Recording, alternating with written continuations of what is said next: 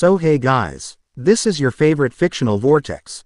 So in this video, we will see what if Naruto was the son of Arceus, the celestial Pokémon sage Naruto x Cynthia x Dawn Pokémon.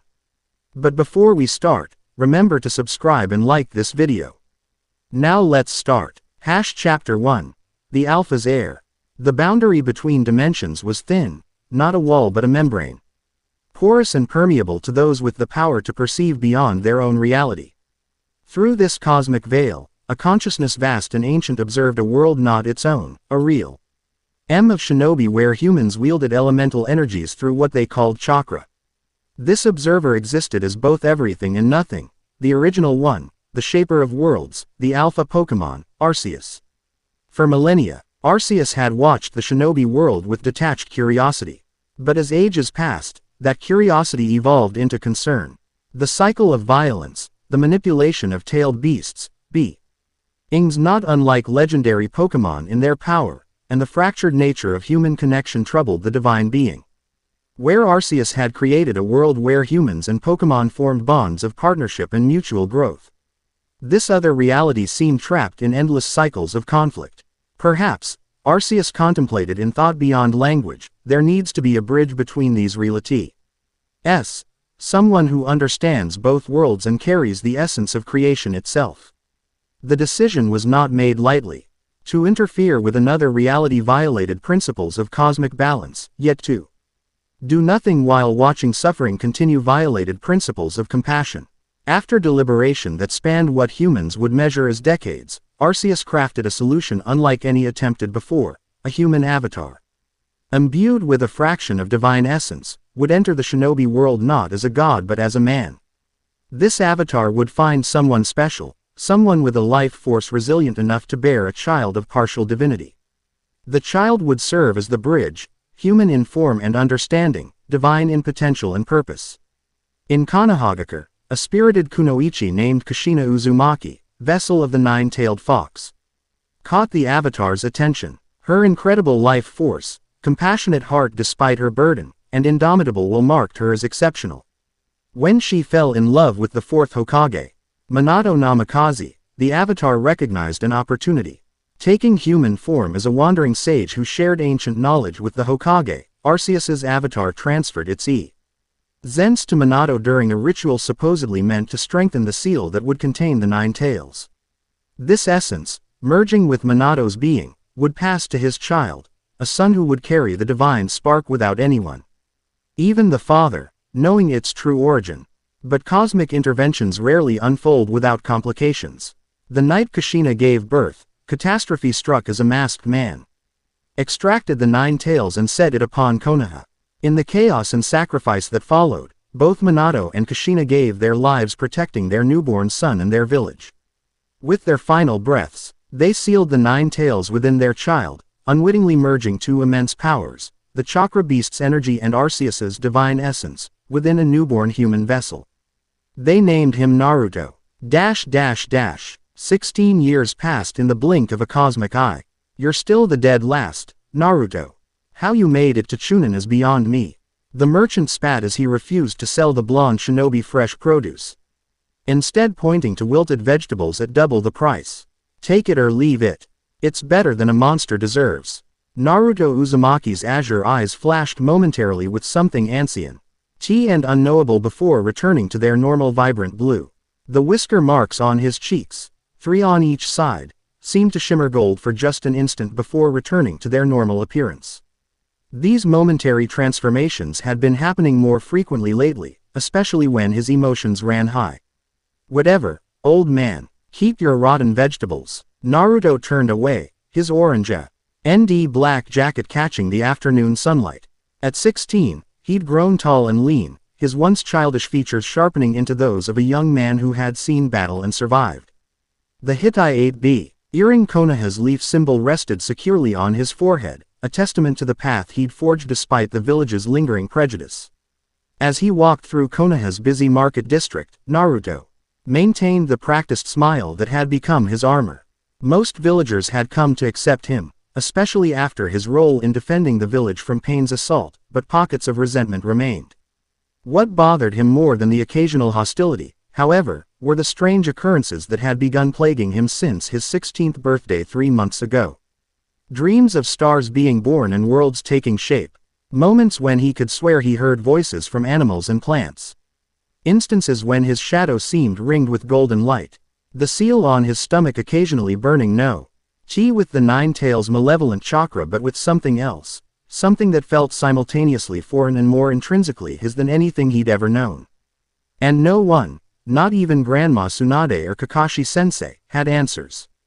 Naruto ducked into a side alley, leaned against the cool stone wall, and closed his eyes. The sounds of the village faded as he concentrated on his breathing. Meditation technique Yamato had taught him to better control the 9 tails chakra. But lately, he'd been using it to quiet the other presence he felt stirring within him. Talking to yourself again, Naruto. A familiar female voice pulled him from his thoughts. He opened his eyes to see Sakura Haruno standing at the alley entrance, medical scrolls tucked under one arm and concern evident in her jade eyes. Just thinking, he replied, straightening up and offering a genuine smile. Whatever his challenges, seeing his teammate always lifted his spirits. How's the hospital work going? Endless, Sakura sighed, stepping into the shade of the alley. But that's not why I was looking for you. Lady Tsunade wants to see you immediately. Something about unusual chakra readings near the Valley of the End. Naruto's heart quickened. The Valley of the End, where he'd fought Sasuke years ago, where the landscape itself bore the scars of their battle. Recently, he'd felt drawn to return there, a pull he couldn't explain. Did she say anything else? Sakura shook her head, only that it might be connected to the changes you've been experiencing. She hesitated, then added, Naruto, she looked worried. More than usual. Without another word, Naruto nodded and took to the rooftops, moving with the fluid grace that had become second nature. As he leapt from building to building, he late afternoon sun caught his golden hair, creating a momentary halo effect that caused civilians below to pause and look up. The Hokage Tower loomed ahead, and Naruto felt something stir within him, not the 9 tails. But the other presence, the one that had been growing stronger with each passing day. Something told him his life was about to change fundamentally, that the answers he sought were finally within reach. He just didn't realize those answers existed in another world entirely. Tsunade Senju, the 5th Hokage, was not a woman easily disturbed by unusual phenomena. She had witnessed war, faced legendary shinobi in battle, performed medical miracles, and dealt with the weirdness that seemed to follow Naruto Uzumaki like a persistent shadow. But the reports on her desk, the strange object floating in a containment field in the center of her office, had her genuinely unsettled. When Naruto entered without knocking, she didn't even bother to reprimand him. Good, you're here, she said, gesturing to the chair across from her desk. Sit. Naruto remained standing, his eyes fixed on the floating object, a plate-like disc about the size of his palm, white with gall. Inlays forming an unfamiliar pattern. It radiated a faint light and seemed to pulse in time with his heartbeat. What is that? He asked, unconsciously stepping toward it. That, Tsunade replied, is what we were hoping you could tell us. A patrol found it at the Valley of the End this morning, hovering exactly where you and Sasuke had your final clash. When they attempted to retrieve it reacted. Reacted how? It emitted a pulse of energy that knocked out everyone within 50 meters. Everyone except the Hyuga on the patrol, who reported that the pulse appeared to be searching for something. Tsunade leveled her amber eyes at Naruto. And when they regained consciousness, this was burned into the stone. She handed him a photograph showing markings etched into the cliff face. Symbols unlike any shinobi writing system, arranged in a circular pattern with what looked like a wheel in the center. The moment Naruto's eyes fell on the image, something resonated deep within him. The marks on his stomach burned. Not painfully but with a warm, almost familiar sensation. Without thinking, he reached toward the floating plate. Naruto, don't, Tsunade began, but it was too late. His fingers brushed the containment field, which should have repelled him with significant force. Instead, it dissolved like mist, and the plate flew to his hand as if magnetized. The moment it touched his skin, the object melded into his palm, disappearing in a flash of white light that briefly illuminated the entire room. Naruto gasped as knowledge flooded his mind. not in words or images but in pure understanding. This was a normal type plate, one of 18 created by Arceus to maintain balance across multiple dimensions. And somehow, impossibly, it recognized him as its rightful wielder. Naruto. Tsunade was at his side, her medical ninjutsu already scanning him for injuries. What happened? Are you all right? He looked up at her, his eyes flickering between blue and amew. LTI faceted gold that reflected light like a prism. I need to go to the Valley of the End. Now, something's coming. Before Tsunade could respond, the building shook violently. Through the window, they saw a column of light erupting from the direction of the valley, splitting the evening sky like a beacon. That's not something coming, Tsunade said grimly. That's something already here. A squadron of Anbu accompanied Naruto and Tsunade to the Valley of the End, moving with the urgency of shinobi who sensed impending catastrophe. The journey, normally taking hours, was completed in less than one as they pushed their bodies to the limit. What they found defied comprehension. The waterfall that had flowed between the statues of Hashirama Senju and Madara Uchiha for generations now fell upward, defying gravity to create an inverse cascade that rose into a swirling vortex of light and energy. The air crackled with power that felt neither like chakra nor any natural energy Naruto had encountered. It was older, more fundamental, like the building blocks of reality itself were being rearranged. Stay back, Tsunade ordered the Anbu. Establish a perimeter and await further instructions. As the masked shinobi dispersed, Tsunade turned to Naruto, who stood transfixed by the spectacle before them.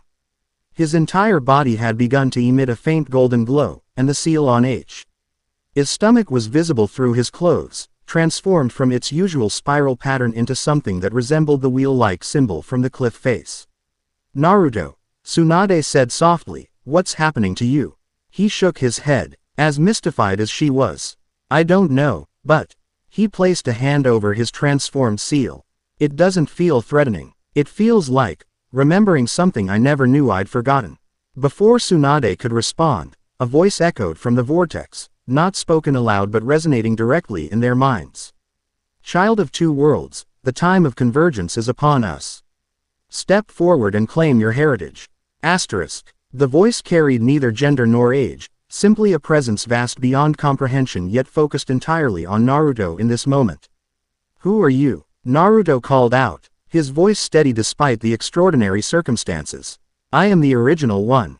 The Alpha and the Creator. You carry my essence, diluted through mortal form but undiminished in potential. The balance between realities falters, and you are needed." Asterisk. Needed where? What are you talking about? Naruto demanded, even as something deep within him resonated with the voice's words. He plate that had merged with his palm pulsed with warmth. Questions with answers too vast for this fragmentary connection. "Come, and understand." Asterisk. The vortex expanded, its light intensifying until it was nearly blinding. Tsunade grabbed Naruto's arm, her monstrous strength anchoring him as the vortex's pull increased. "Whatever that thing is," she growled, "I'm not letting it take you without a fight."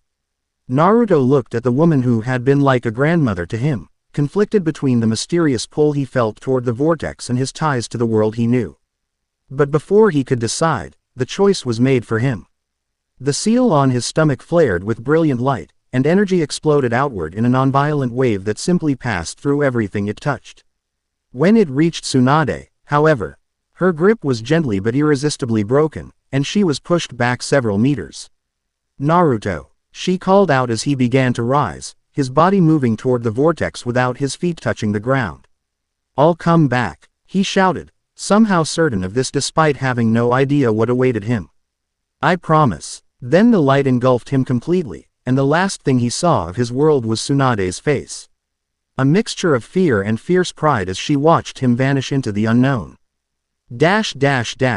Dimensional travel was not at all what Naruto expected. There was no sensation of movement, no wind rushing past, no disorientation. One moment he was at the Valley of the End, and the next, he stood on a mountain plateau beneath an unfamiliar night sky, where stars arranged themselves in patterns he'd never seen before. The air felt different, cleaner somehow, charged with an energy that made his skin tingle pleasantly. And the silence was profound, not the absence of sound but a presence in itself. As if the world held its breath in anticipation. Naruto turned slowly, taking in his surroundings. The plateau was vast and flat, its stone surface inscribed with intricate patterns that glowed faintly in the starlight. At its center stood a structure unlike any architecture he knew, a circular arrangement of columns that seemed to be made not of stone but of crystallized light. Each one a different color that shifted and flowed like liquid. And he was not alone. A woman stood watching him from beside one of the columns. Tall and striking, with long blonde hair hat fell past her shoulders and piercing gray eyes that assessed him with analytical precision. She wore a black coat over clothes that seemed both formal and practical, designed for someone who traveled extensively. At her feet sat a creature Naruto had never seen before, feline in form but with dark blue-gray fur and a yellow star-shaped marking on its tail. For a long moment, they regarded each other in silence. Then, to Naruto's shock, the cat-like creature spoke, not in words, but in concepts and emotions that translated themselves in his mind. This is the one. He carries the essence, but he is unexpected. Asterisk. More surprising than the creature's communication was the fact that Naruto understood it perfectly. Before he could process this, the woman spoke, her voice calm and measured. My name is Cynthia. I'm the champion of the Sinnoh region. She gestured to the creature beside her. This is Luxray, my partner. We've been monitoring this site since the energy readings began spiking 3 months ago. Naruto blinked, trying to make sense of terms like champion and Sinnoh that held no meaning for him. I'm Naruto Uzumaki, shinobi of Konohagakure, he replied, falling back on formal introduction in the face of the unfamiliar. Where exactly am I? You're on the summit of Mt. Coronet, the highest point in Sinnoh. Cynthia studied his confused expression and added, which, judging by your reaction, means nothing to you. Perhaps a better question is, what world are you from? The directness of her question caught Naruto off guard. You know I'm from another world. Cynthia nodded, her expression serious but not hostile. The energy signature that brought you here matches ancient records describing dimensional rifts. Records specifically connected to Arceus. That name again. Not spoken by the voice in the vortex but somehow implied in its self-description. Who is Arceus? For the first time, surprise flickered across Cynthia's composed features. You don't know, yet you bear its mark. She nodded toward his abdomen, where the transformed seal was still visible through his clothes. Naruto placed a hand over the seal instinctively. This is complicated. Where I come from, it's a containment seal for a being called the Nine-Tailed Fox. But recently, it's been changing. Cynthia's eyes narrowed with interest. The indigenous legendary GS of your world must be quite different from our Pokémon. She gestured to Luxray. In this world, humans and Pokémon, creatures with extraordinary powers, live together in partnership. There are hundreds of different species. But above them all is Arceus, the alpha Pokémon, said to have created our entire universe. The implications hit Naruto like a physical blow. And you think I'm connected to this Arceus somehow? The evidence suggests more than a connection. Cynthia pulled out a device Naruto didn't recognize and tapped its surface several times. A holographic image appeared between them, an ancient mural showing a white, four-legged being with a golden wheel around its midsection, eerily similar to the symbol now embedded in Naruto's seal. This is Arceus, Cynthia explained. And according to the oldest legends of the Sinnoh region, it occasionally creates human avatars to interact with our world. What we're still trying to determine is... She was interrupted by a sudden tremor that shook the plateau. The columns in the center began to pulse with increasing intensity, their colors bleeding into each other to create a swirling aurora effect. From this display, a voice echoed. The same voice Naruto had heard in the vortex. The convergence accelerates. The boundaries weaken. Child of two worlds, you must prepare. Asterisk. The light coalesced into a beam that shot directly at Naruto. He braced himself. But instead of impact, he felt a gentle suffusion of warmth as the light passed into him.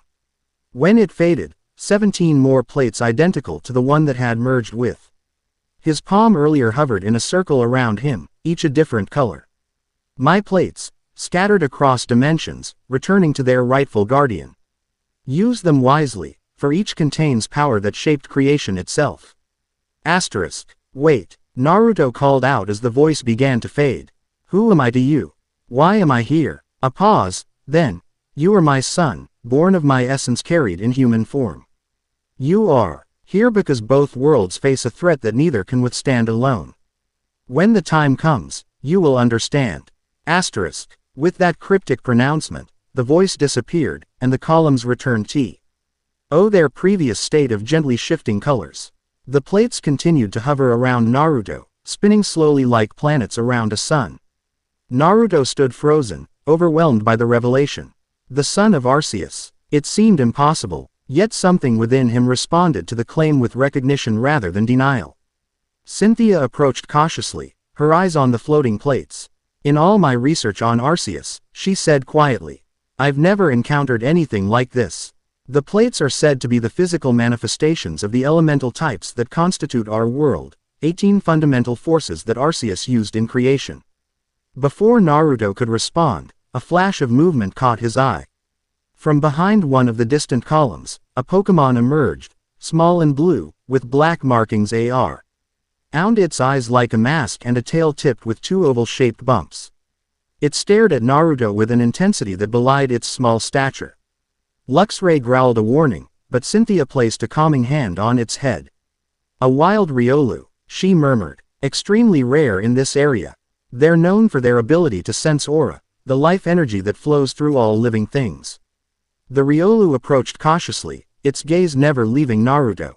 When it was just a few feet away, it stopped and extended a paw toward him, its mind voice clear in Naruto's consciousness. You shine with 2 lights, one blue like mine, one gold like the creator's. What are you? Naruto knelt down to be at eye level with the small Pokémon. I'm still figuring that out, he answered honestly, surprising himself by responding mentally rather than aloud. But I think I'm someone who's meant to help. The Riolu tilted its head, considering this answer. Then, with decisive movement, it closed the distance between them and placed its paw on Naruto's chest. Directly over his heart. I will help you figure it out. A connection formed between them instantly, not the forced bond of a capture, but something mutual and willing. One of the floating plates, light blue in color, pulsed briefly, and Naruto felt understanding flow into him. This was the fighting type plate, responding to Riolu's fighting essence. I think, Naruto said slowly, looking up at Cynthia, that I've just made my first Pokémon friend. Cynthia nodded, a small smile softening her serious features. That's unusual. Wild Pokémon rarely approach humans so directly, much less form bonds without the traditional capture process. She knelt beside them, observing the interaction with scholarly interest. It seems to sense something in you that it trusts. The other plates began to pulse in sequence, each one flashing momentarily before converging on Naruto all at once. Unlike the first plate, they didn't disappear into his skin but EAD transformed into a necklace, a simple cord from which hung a miniature version of Arceus's wheel, now containing all 18 elemental essences. As the transformation completed, a distant roar echoed across the mountain range. Followed by another, then several more. The sounds were unlike anything Naruto had heard before, primordial and powerful. Cynthia's expression turned grim. Those are wild Pokémon, and they sound agitated. The energy released here must have disturbed them. She turned to Naruto. Can you run? We need to reach shelter before. Her warning came too late. The plateau edge erupted with flying creatures, some resembling bats, others like birds of prey, all with eyes fixed on Naruto and the necklace he now wore. They sensed the plates. Power, Cynthia said, reaching or red and white spheres attached to her belt. Pokémon are naturally drawn to energy that resonates with their type. Stand back. I'll handle this. But as she prepared to release more of her partners, Naruto felt the necklace warm against his chest, and knowledge flowed into him. Not strategic or learned, but instinctual, as if he'd always known what to do but had forgotten until this moment. He stepped forward, placing a restraining hand on Cynthia's arm. Wait, let me try something. Before she could protest, Naruto closed his eyes and focused on the energy within him, not chakra, but the new presence that had been growing. He reached for it, not forcing but inviting, and felt it respond eagerly. The necklace blazed with golden light, and Naruto felt his consciousness expand. Suddenly, he could sense every Pokémon on the plateau, their emotions, their confusion, their instinctive hunger for the energy they sensed. Without opening his eyes, he raised his hands and projected not words but feelings: peace, harmony, balance. The wild Pokémon hesitated, their aggressive postures relaxing slightly as they felt the familiar essence of Arceus emanating from this strange human. Naruto opened his eyes, which now shone with golden light, and spoke, his voice overlaid with harmonics that seemed to resonate with the very air around them. I understand your attraction to this power, but it's not meant to be taken by force. Return to your homes, and when the time is right, I promise you'll understand why. To Cynthia's astonishment, the wild Pokémon actually responded, circling once before dispersing back into the night sky or over the plateau edge, their roars fading into the distance. As the last of them disappeared, Naruto's eyes returned to their normal blue, and he swayed slightly from the exertion. Riolu immediately pressed against his leg in a supportive gesture. That was. Cynthia seemed at a loss for words, a rarity for the scholarly champion. I've never seen wild Pokémon respond to a human like that, especially not one without any badges or established authority in the Pokémon world. Naruto looked down at the necklace, which had returned to its dormant state. I think it was less about me and more about what they sensed from these plates. They recognized the energy as something fundamental. Cynthia studied him with new interest. Perhaps they recognized you as someone with the right to wield that energy. She gestured toward the path leading down from the plateau. Either way, we should leave this exposed area. I have a research camp set up below where we can talk more privately. As they began their descent, Naruto with his new Riolu companion walking confidently at his side, Cynthia added casually, by the way, there's someone else at the camp who might be very interested to meet you, a young coordinator named Dawn who specializes in Pokémon mythology. She's been researching dimensional anomalies for months. Naruto nodded, his mind still reeling from everything that had transpired. The son of Arceus, a new world filled with creatures called Pokémon, a mysterious threat to both realities. It was overwhelming, yet somehow, he wasn't afraid. If anything, he felt more right than he had in months, as if pieces of a puzzle he hadn't known he was solving were finally falling into place. As they rounded a bend in the path, the mountain opened up to reveal a vista of the world below, a world of unfamiliar landscapes stretching to the horizon, glittering with lights from distant settlements. A world where his journey as the Alpha's heir was just beginning. Riolu nudged his hand, its mind voice clear and determined. Whatever comes next, we face it together.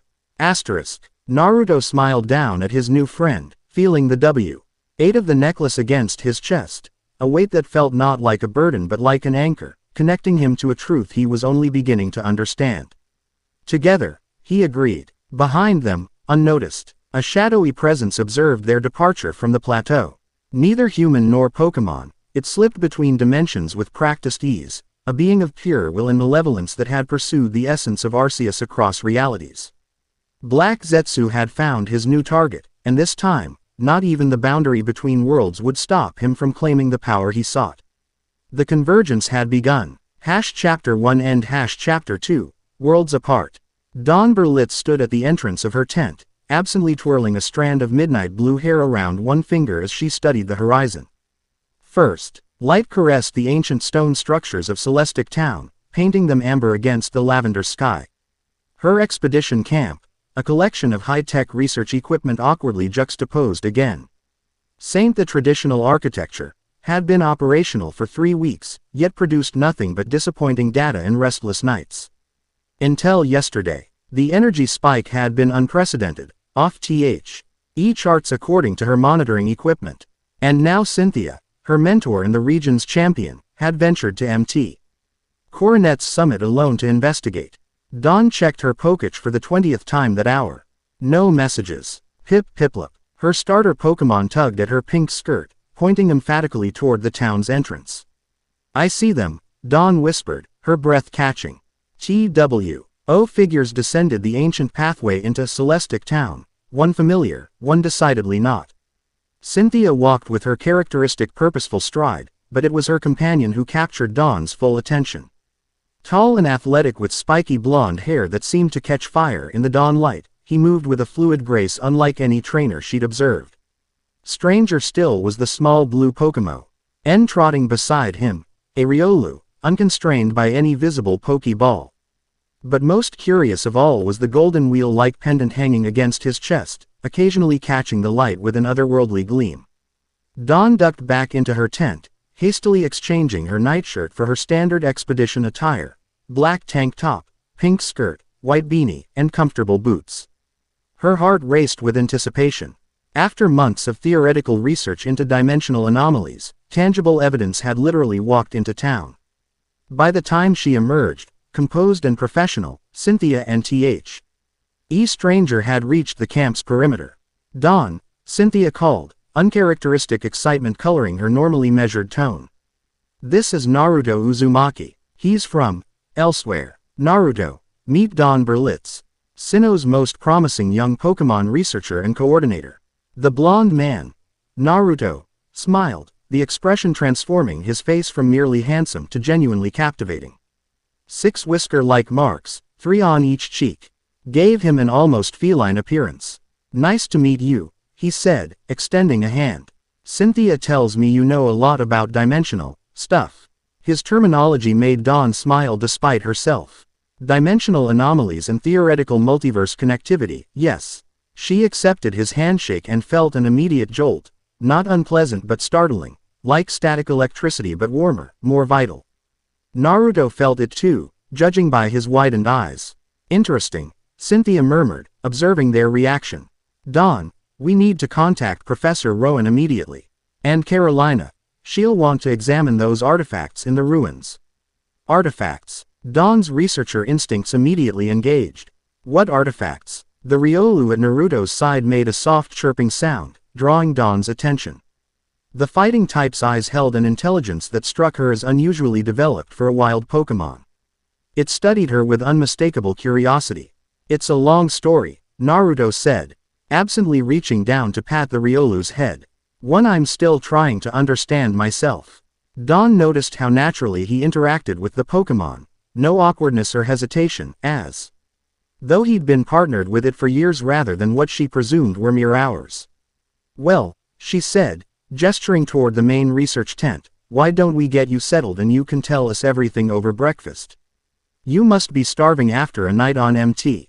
Coronet." Naruto's face lit up at the mention of food. "Starving doesn't begin to cover it. I haven't eaten since." He paused, brow furrowing. "Actually, I'm not sure how time works between dimensions. Does your world have ramen?" "Ramen," Dawn echoed, exchanging a glance with Cynthia. "Cup noodles," Cynthia clarified. "And yes, but I think we can offer our interdimensional visitors something more substantial than instant noodles." For the first time since their arrival, Dawn saw Cynthia smile, a small, almost private expression directed at Naruto.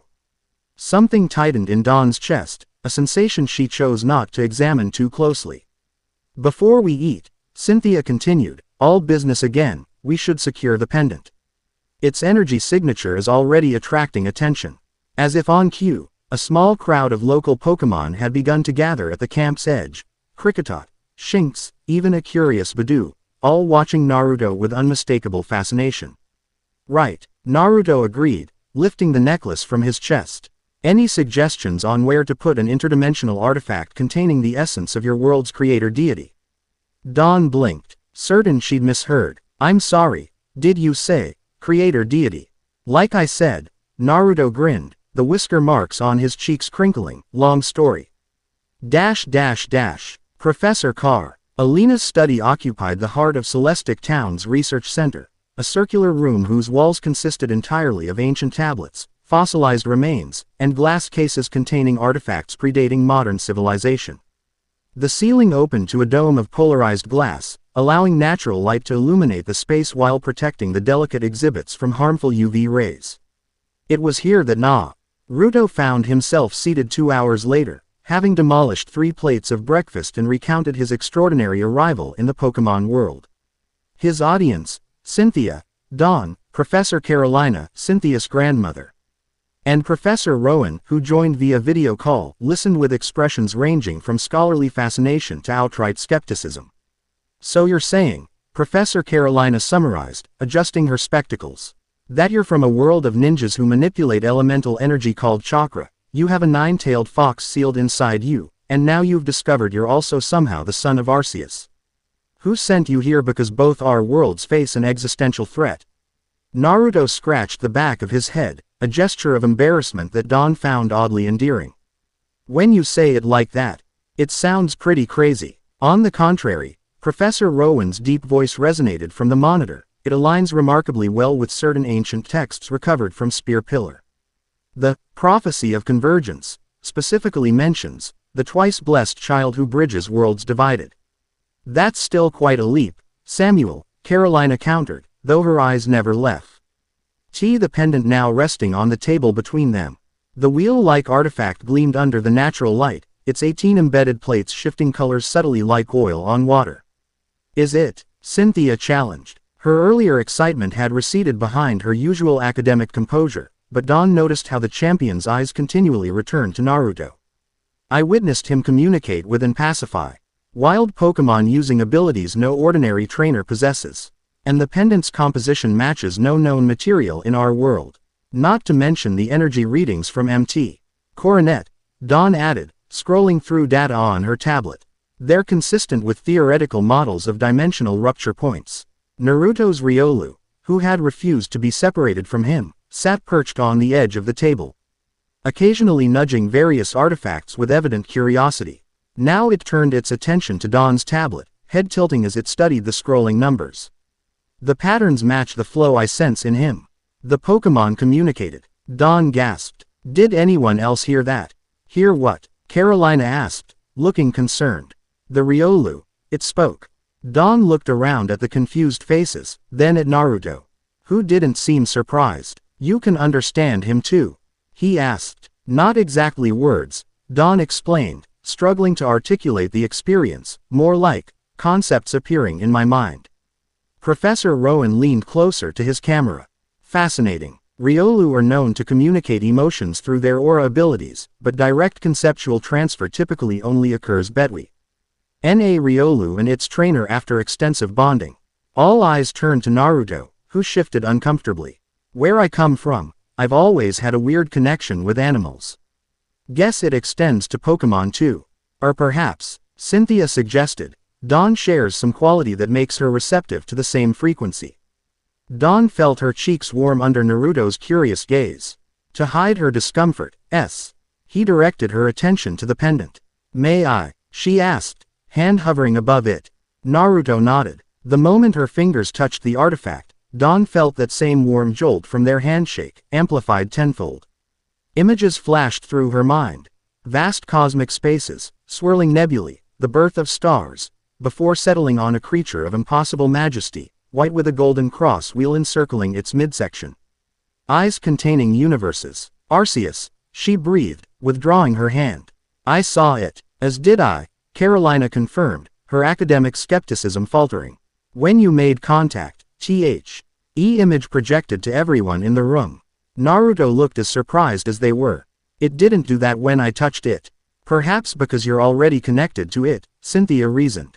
"The pendant is part of you, responding to your essence." The scholarly discussion might have continued indefinitely had a commotion not erupted outside. Shouting voices and the distinctive sounds of Pokémon moves being executed sent everyone but Professor Rowan, still present only digitally, rushing to the windows. In the town square, 3 figures dressed in metallic silver uniforms emblazoned with a galaxy-like emblem were engaged in battle with local trainers. Their Pokémon, a Bronzong, Skuntank, and Toxicroak, coordinated with practiced precision, systematically overwhelming their opponents.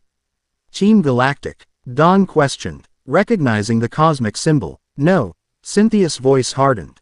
"Their uniforms are different, and Galactic was disbanded years ago after Cyrus disappeared."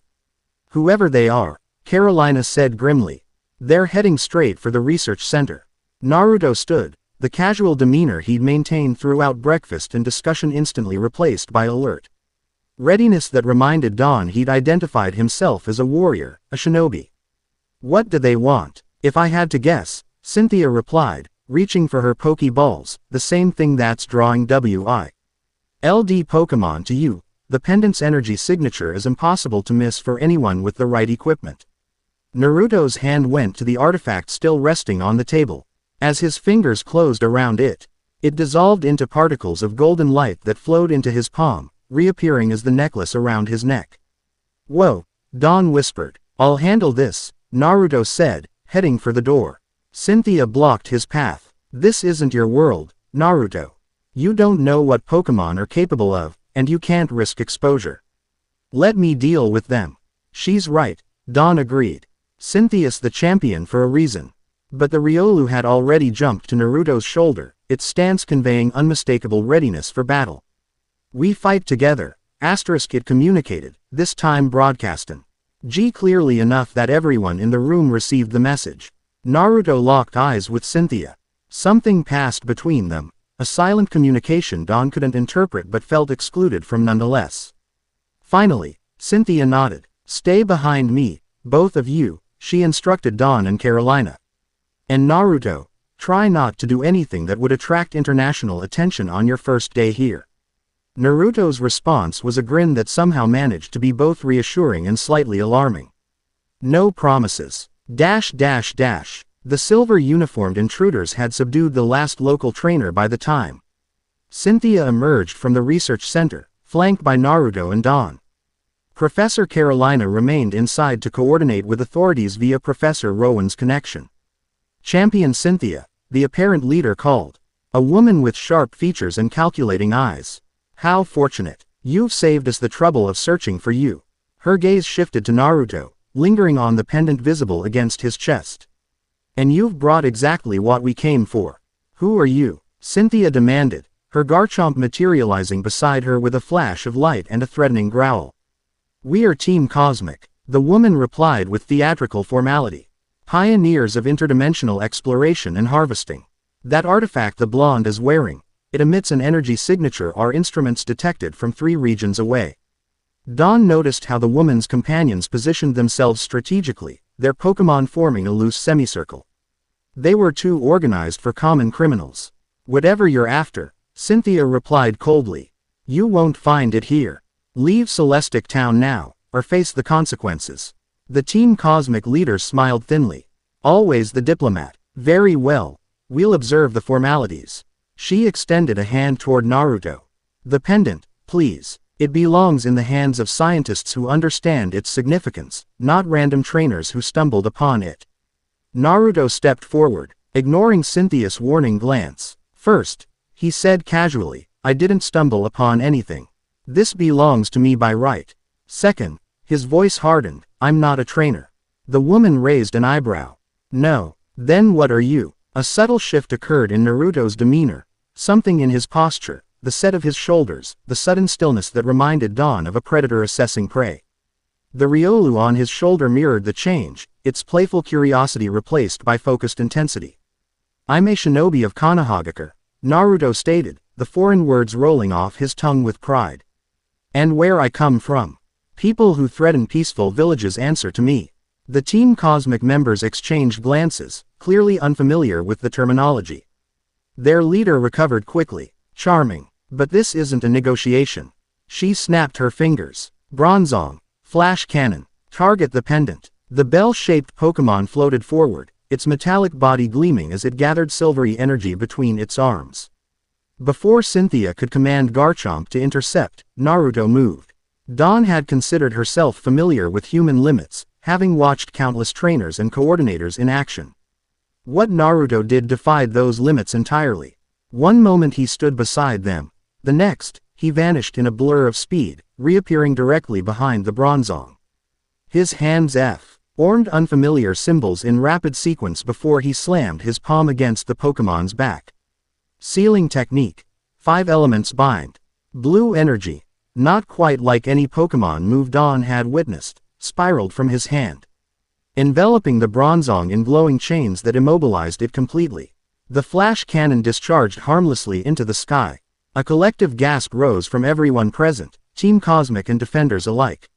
What the hell was that? One of the Cosmic grunts demanded, backing away. Naruto straightened, eyes briefly flashing gold. A warning. Next time, I won't be so gentle. The Team Cosmic leader's composure cracked. Toxicroak, Skuntank, Sludge Bomb. Target the boy. Garchomp, Dragon Rush. Cynthia countered, but Riolu had already launched itself from Naruto's shoulder.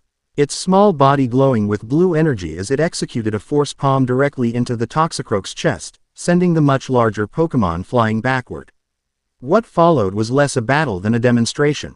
While Cynthia's Garchomp engaged the Skuntank, Naruto moved with impossible speed, his hands continuously forming those strange symbols that preceded bursts of elemental energy, gusts.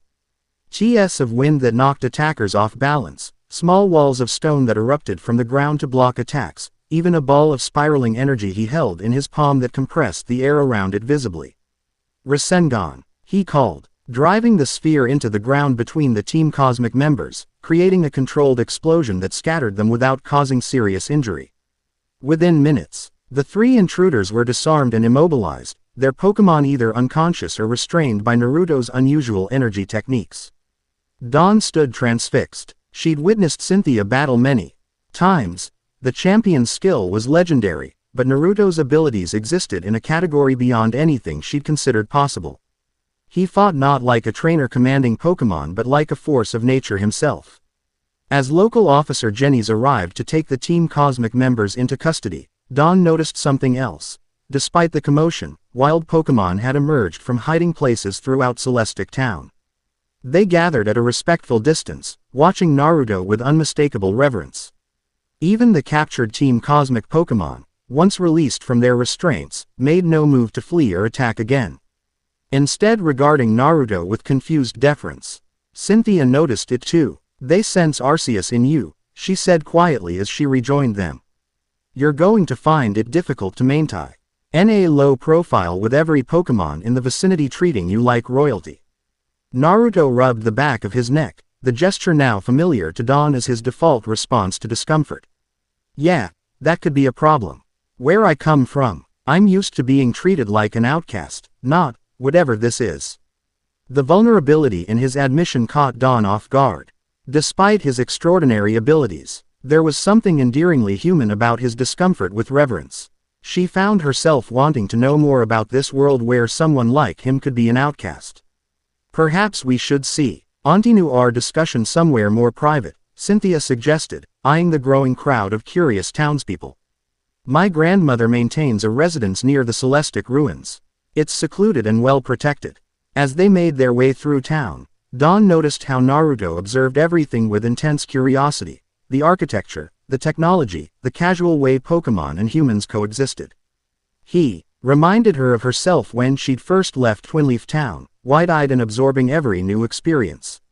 So, she ventured, falling into step beside him as Cynthia led the way. In your world, everyone can do what you just did.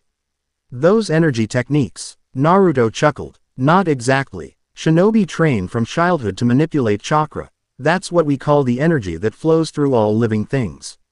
Some are better at it than others, and everyone has different specialties. Pride colored his voice as he added, I was trained by some of the best. It's remarkable, Dawn said sincerely. In our world, humans don't have abilities like that. We partner with Pokémon who have the power to manipulate elements and energy. Like her, Naruto nodded toward Cynthia, who walked several paces ahead. Her Garchomp now returned to its Pokeball.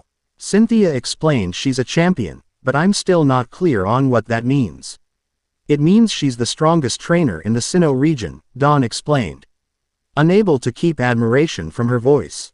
To become champion, you have to defeat the Elite Four exceptionally powerful trainers, and then the previous champion, all in consecutive TT-less without healing your Pokémon between fights. Naruto whistled appreciatively. Sounds intense. So she's basically the Hokage of your region. Hokage. The leader of my village. The strongest ninja who protects everyone. His expression softened with fondness. It's been my dream to become Hokage someday. Dawn studied him.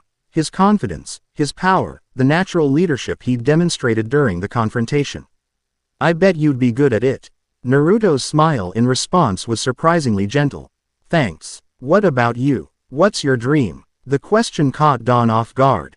Most People in the Pokémon world assumed every trainer aspired to be champion or a master in their chosen specialization.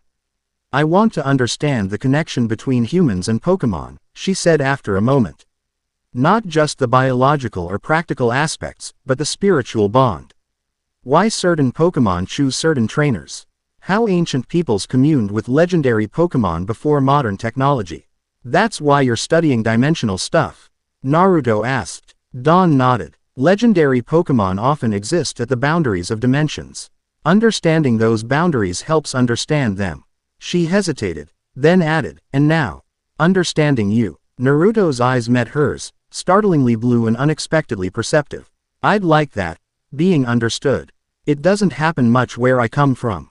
Something in his tone suggested depths of loneliness that resonated with Dawn's own experiences as a solitary researcher in a world that celebrated trainers who traveled in groups. Before she could respond, however, they arrived at their destination, a modest but elegant two-story home nestled against a hillside, partially concealed by ancient trees. This place has been in my family for generations, Cynthia explained as she unlocked the door. The ruins connected to it contain some of the oldest known depictions of Arceus and the creation myth.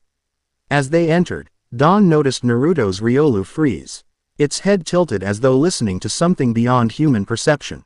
The Pokémon turned toward a stone doorway at the back of the house, partially obscured by hanging tapestries. It calls, the Riolu communicated, projecting its message clearly enough that both Naruto and Dawn received it. The old power beneath. Asterisk. What calls? Naruto asked aloud. Cynthia looked between them, clearly excluded from the silent exchange. What's happening? Dawn translated the Riolu's message. I think it's sensing something in the ruins connected to this house. Impossible, Cynthia frowned. The ruins have been dormant for centuries. The last recorded activity was during my great-grandmother's time, when, she stopped abruptly, her eyes widening as she looked at Naruto's pendant.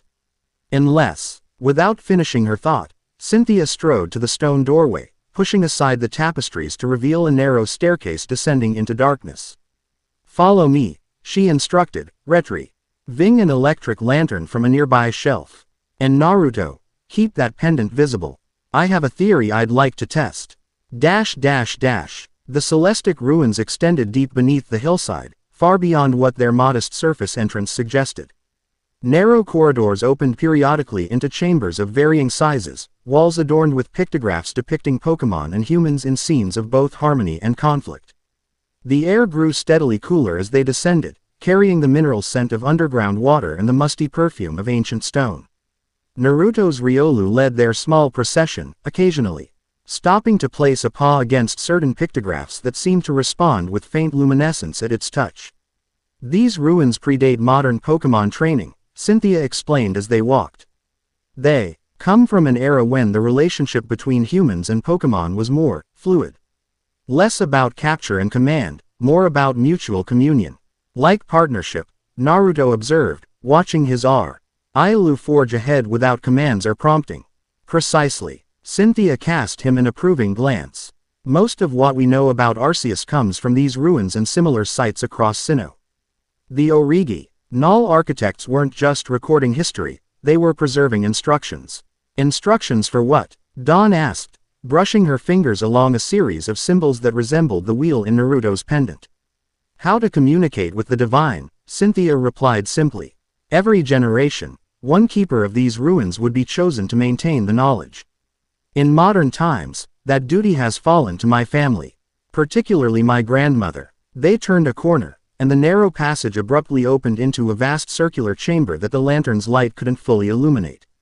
Riolu ran ahead, disappearing into the darkness. Riolu, wait, Naruto called, hurrying after his partner. As he crossed the threshold into the chamber, something extraordinary happened. The pendant at his chest pulsed with golden light, and in response, the entire chamber awakened, hundreds of glyphs embedded in the walls, floor, and dome ceiling illuminating simultaneously to create a breathtaking three-dimensional star map. At the center of the floor, a circular platform rose slightly above the surrounding stone, marked with the now familiar wheel symbol. Riolu stood on this platform, beckoning to Naruto. Here, this is where you must stand. Asterisk. Dawn and Cynthia entered behind him, their expressions transforming from scholarly interest to awe as they beheld the activated chamber. The celestial map, Cynthia breathed. It's been dormant for generations. My grandmother tried for years to activate it, but the glyphs would never respond to modern technology or known Pokémon moves. Naruto AP approached the central platform cautiously. What is it supposed to do?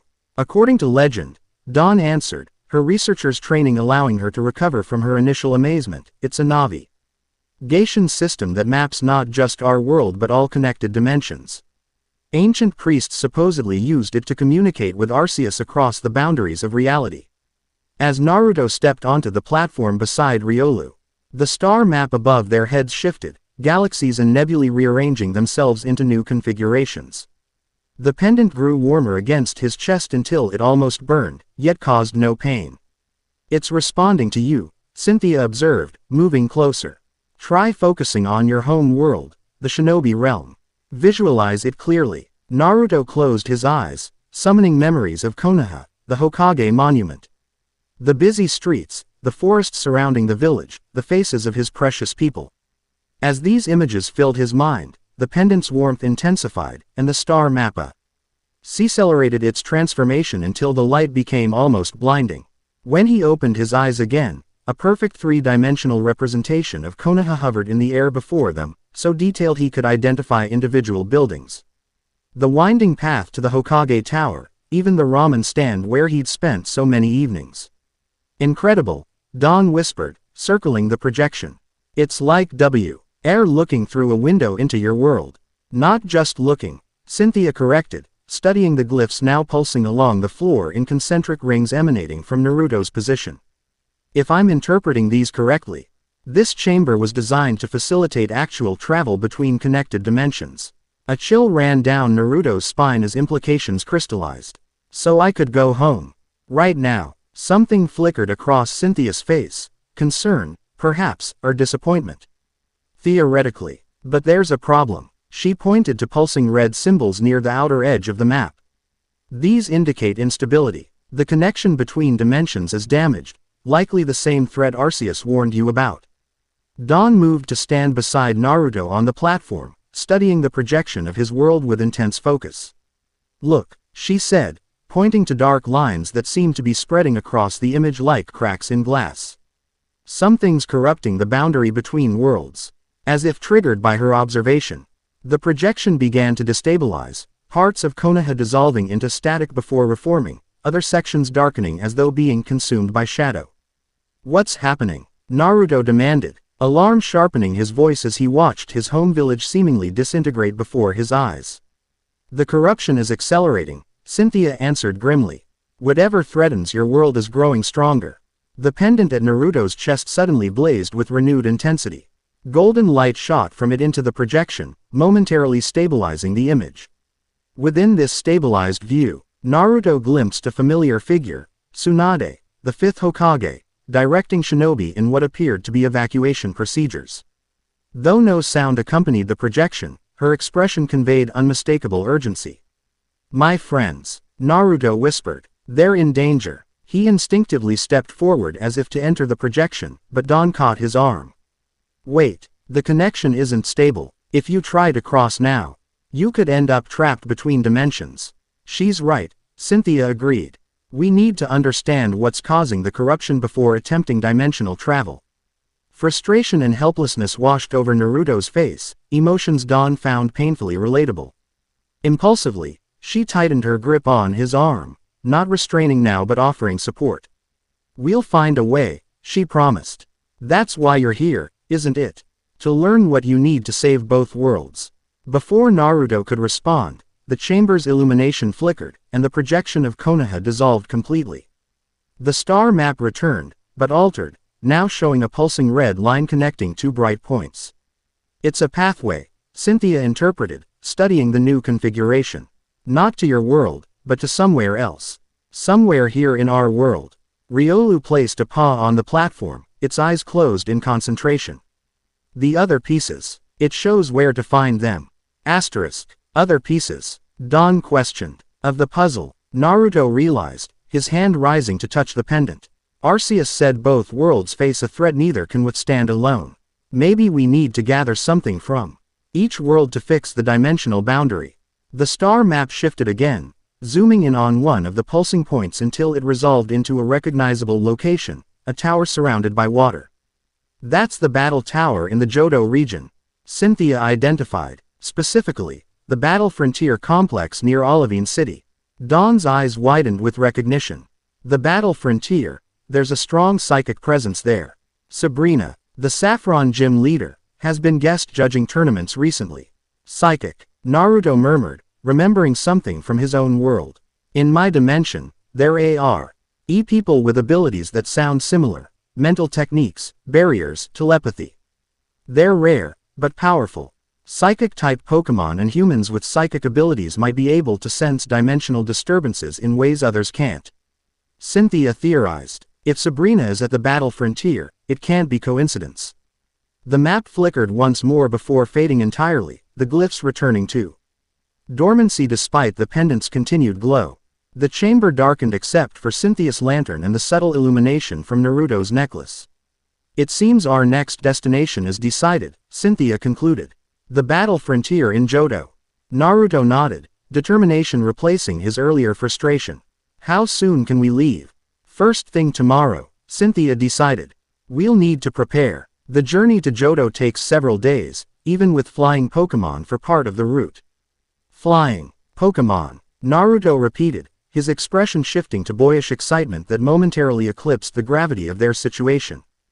Dawn couldn't help laughing at his reaction. You didn't think we'd walk the whole way, did you? Some Pokémon are large enough to carry trainers through the air. That's awesome, Naruto exclaimed, then caught himself, clearing his throat in an attempt to regain his serious demeanor. I mean, that's very efficient. The childlike wonder in his reaction charmed Dawn more than she cared to admit. Despite his otherworldly origins and extraordinary abilities, there was something refreshingly genuine about Naruto Uzumaki. She found herself looking forward to showing him more of her world. As they ascended from the ruins, Riolu trotting ahead while Cynthia discussed travel arrangements, Dawn noticed Naruto repeatedly glancing back toward the chamber they'd left, concern etched in his features. They'll be okay, she said softly, guessing the direction of his thoughts. Your friends, your village. Time might move differently between dimensions. What seems urgent in the projection might allow us the days or weeks we need to find a solution. Naruto's blue eyes met hers, vulnerability and strength mingling in their depths. I hope you're right. I made a promise to protect them, all of them. I never go back on my word. That's my ninja way. The simple conviction in his voice stirred something in Dawn. Admiration, certainly, but also a more complex emotion she wasn't prepared to name. Instead of responding verbally, she impulsively reached for his hand, giving it a reassuring squeeze before quickly releasing it. The brief contact sent that familiar warm jolt through both of them, strong enough that Cynthia glanced back, her observant eyes missing nothing. We should rest, the champion suggested as they emerged into the house. Tomorrow will be demanding. Naruto stood on the balcony of the guest room Cynthia had assigned him, watching unfamiliar constellations wheel slowly overhead. Riolu sat beside him on the railing, its small legs dangling over the edge as it too contemplated the night sky. The events of the day replayed in his mind. Dimensional travel, the revelation of his connection to a creator deity, the corruption threatening his home. And the unexpected allies he'd found in this strange new world. Particularly Cynthia, with her quiet authority and encyclopedic knowledge, and Dawn, whose passionate curios. Ity reminded him of Sakura's intellectual drive, albeit without the tendency to punch him when annoyed. A lot to process, isn't it? He turned to find Cynthia leaning against the doorframe, her long blonde hair loose around her shoulders, more casual in appearance than she'd been all day but no less impressive. She'd exchanged her black coat for a simple gray sweater that somehow made her look both more approachable and more elegant. That's an understatement, Naruto replied with a wry smile, turning back to the view. Yesterday I was a shinobi with a demon fox sealed inside me. Today I'm apparently the son of a Pokémon god with an interdimensional mission to save multiple worlds. Just another Tuesday, right? Cynthia laughed softly, moving to join him at the railing. For what it's worth, You're handling it remarkably well. Most people would be catatonic after what you've experienced. I've had practice adapting to weird revelations about myself, Naruto said, his tone light despite the weight of the memories behind his words. They stood in comfortable silence for a moment, Riolu acknowledging Cynthia with a respectful nod before returning its attention to the sky. I've been thinking about your abilities, Cynthia finally said. The techniques you used against Team Cosmic, they're unlike anything in our world. Chakra manipulation, Naruto confirmed. Basic stuff for a shinobi, though I have some advantages that make mine stronger than average.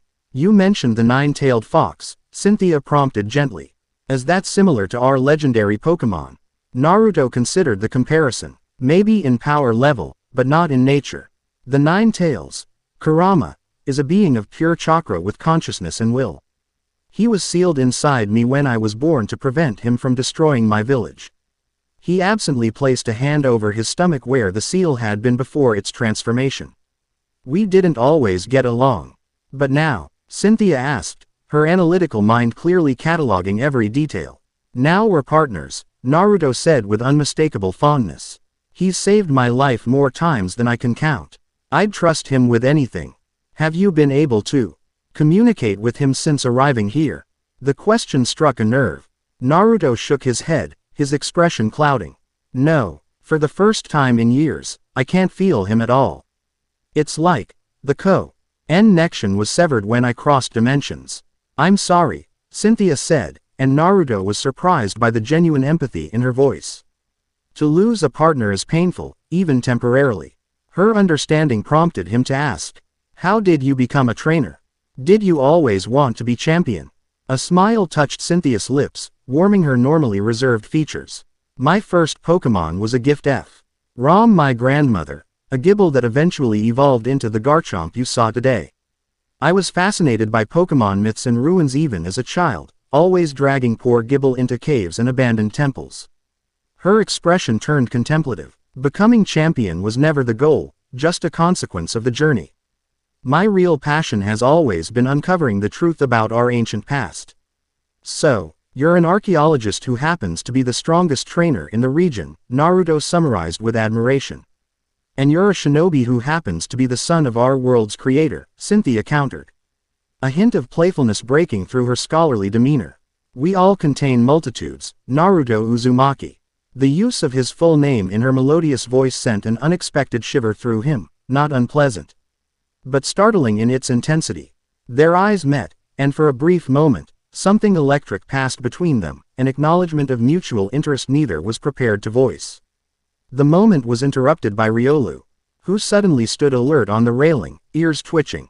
Someone comes. Asterisk. Footsteps in the hallway preceded Dawn's appearance in the doorway, her arms laden with clothing and what appeared to be technical equipment. Sorry to interrupt, she said, though her tone suggested she wasn't entirely sorry, but I thought you might need these for tomorrow. She deposited her burden on a nearby chair. Clothes that won't make you stand out quite so much. Your orange outfit is a bit distinctive. Naruto glanced down at his standard orange and black attire with mock offense. What's wrong with orange? It's the best color. It's also visible from space, Dawn retorted with a grin. Not ideal when we're trying to avoid attention from interdimensional threat organizations. She has a point, Cynthia conceded, amusement dancing in her gray eyes. Naruto approached the pile, examining the offerings: sturdy black pants, a blue long-sleeved shirt, a dark jacket with multiple pockets, and functional boots. No orange at all, he negotiated. Dawn reached into her pocket and produced a small pin bearing the symbol of a Pokeball with orange accents. Compromise. You can wear this on the jacket. The thoughtfulness of the gesture touched Naruto more than he expected. Thanks, he said sincerely. For all of this, the clothes, the help, believing me when I showed up with a crazy story. Your story may be extraordinary, but you yourself are very believable, Naruto, Cynthia observed.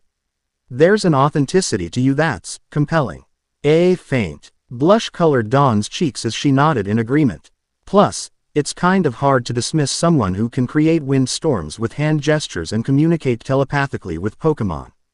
There, easy acceptance struck a chord in Naruto, a lifetime of striving to be acknowledged, to be seen as valuable rather than dangerous, had conditioned him to expect resistance rather than welcome. Yet these women from another dimension had accepted him and his bizarre circumstances with grace and even enthusiasm. In my world, he said slowly, people weren't always so quick to trust me. For most of my childhood, I was feared and isolated because of what was sealed inside me. The admission hung in the air between them, unexpectedly vulnerable. Dawn moved closer, her expression softening. Their loss, she said simply. Anyone who couldn't see your worth was missing something important. Dawn's right, Cynthia agreed. Though I suspect your world eventually came to recognize your value, given your evident training and confidence. Quote, Naruto smiled, the expression genuine if a bit melancholy. Yeah, eventually. Took nearly dying a few times to convince them, but who's counting? Dawn's eyes widened. Nearly dying. Hazard of the ninja profession, Naruto said lightly, attempting to dispel the sudden heaviness in the atmosphere. But hey, now I'm in a world where animals don't try to kill me, they just follow me around looking starstruck because I'm apparently divine royalty. Definite upgrade. His deflection worked. Both women smiled, though Dawn's eyes retained a hint of concern. And that suggested she wouldn't forget the glimpse of his difficult past. Speaking of your divine status, Cynthia said, returning to her more professional tone, we should discuss how to handle that during our journey. The pendant's energy signature is distinctive, and after today's incident with Team Cosmic, we should assume others will be looking for it. Can't I just hide it? Naruto asked, touching the wheel-like artifact at his chest. It's not that simple, Dawn explained. Powerful Pokémon can sense energies beyond human perception. That's why wild Pokémon were drawn to you at the research center. We need a cover story, Cynthia decided. Something to explain your presence and unusual abilities without revealing your true origins. Dawn brightened. He could be your apprentice. A trainer from a distant region studying ancient ruins under the guidance of the famous champion and archaeologist. That might work, Cynthia considered, studying Naruto with a critical eye. He has the bearing of someone trained in combat, which would make the trainer's story believable. And it would explain why he's traveling with us. Do I get any say in this? Naruto asked, amused by their planning. Both women looked at him expectantly. I like the apprentice idea, he admitted. But I know nothing about being a Pokémon trainer. Won't I give myself away immediately? That's what we're here for, Dawn assured him. Her enthusiasm infectious. I can teach you the basics of Pokémon care and battle strategies. With Riolu already bonded to you, you have a head start. Riolu, who had been observing the conversation silently, chose that moment to jump from the railing to Naruto's shoulder, communicating its agreement with a pulse of emotion that conveyed confidence in their partnership. Then it's settled, Cynthia concluded. Tomorrow, Naruto Uzumaki becomes an apprentice trainer from, she paused, considering. The Orange Islands, Dawn suggested with a mischievous glance at Naruto. Since he's so fond of the color. Perfect, Cynthia agreed. Naruto Uzumaki, trainer from the Orange Islands, specializing in fighting-type Pokémon, now studying under Champion Cynthia while assisting with her research into ancient ruins. Naruto shook his head, bemused by how quickly they'd constructed his new identity. You two are kind of scary, you know that. You have no idea, Dawn assured him with a grin. Cynthia glanced at the time displayed on a sleek device on her wrist, a Poketch similar to Dawn's but in elegant black and silver. We should rest. Our flight to Canalave City leaves early.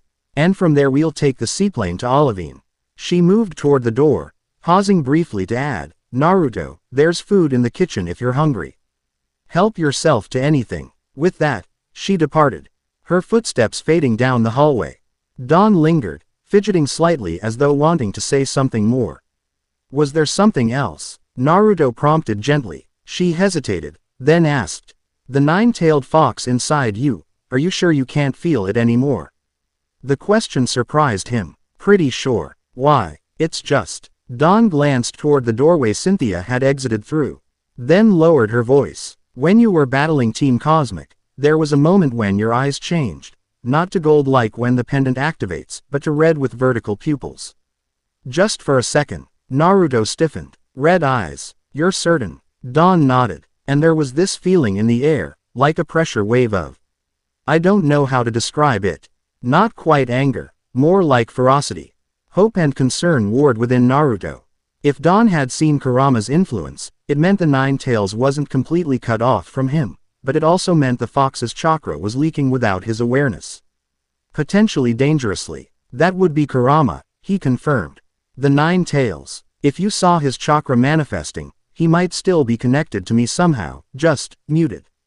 Dormant. Is he dangerous? Dawn asked, but without fear. Her expression showed only scientific curiosity and concern for Naruto himself. He can be, Naruto answered honestly. But not to allies. Not anymore. We've moved beyond that. Dawn nodded, accepting his assessment. I won't mention it to Cynthia yet, not until we understand what it means. But if it happens again, or if you feel anything unusual, will you tell me? The request carried genuine concern rather than mere curiosity. Naruto found himself agreeing without hesitation. I will. Thanks for noticing. That's what research partners do. Dawn replied with a small smile. Notice the details others miss. With that, she bid him good night and left, leaving Naruto alone with Riolu and his thoughts. She sees deeply, the Riolu observed, settling comfortably on the bed. Both of them do, in different ways. Asterisk. Yeah, Naruto agreed, moving to the window to gaze once more at the unfamiliar stars.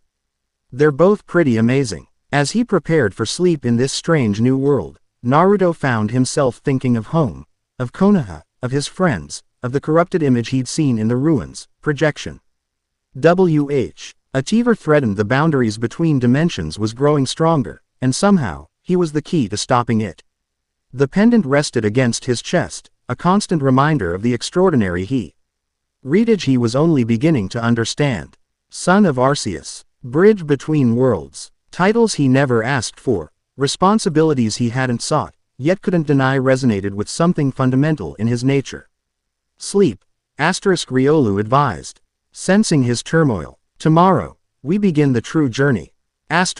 With his new partner's reassurance, Naruto finally closed his eyes, drifting into dreams filled with golden light, ancient ruins, and two very different women whose paths had inexplicably converged with his own. Chapter 2 End. The end. Remember to subscribe and like this video. See you in the next video.